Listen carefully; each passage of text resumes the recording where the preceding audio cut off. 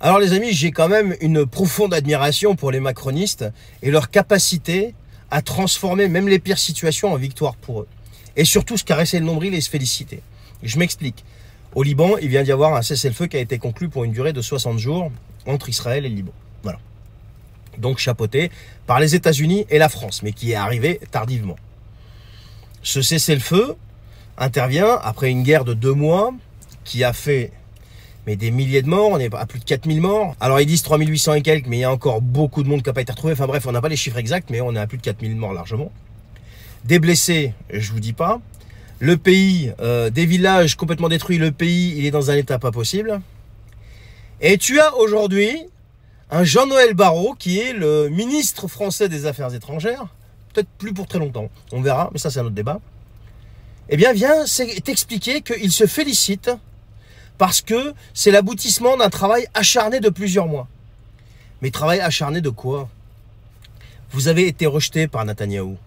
Vous avez été complètement rejeté par Netanyahou. Ensuite, vous êtes revenu sur la scène.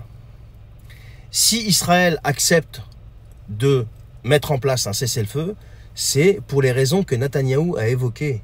C'est-à-dire que l'armée doit se refaire, les soldats doivent se reposer, les forces doivent se reconstituer, et il y a également des problèmes logistiques qui devaient être résolus et qui étaient en cours d'être réglés.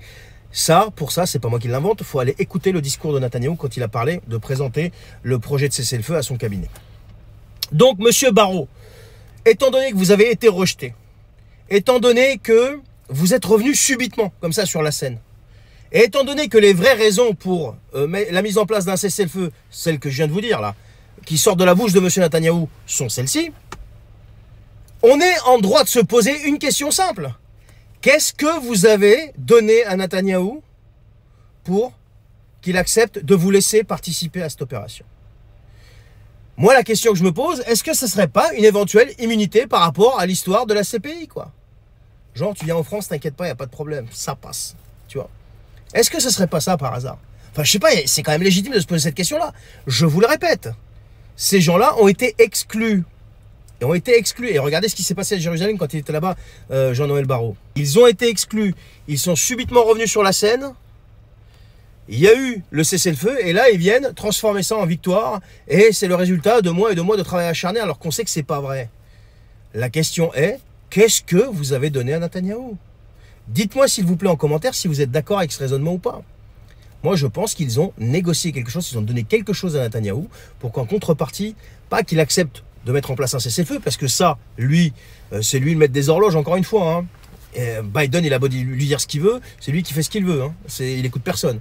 Donc s'il l'a fait, c'est qu'il en avait besoin, et d'ailleurs il a complètement dit les choses, hein. Ça a été clair, limpide. Donc si la France est revenue, c'est qu'il y a une raison. Laquelle? Je vous laisse me répondre.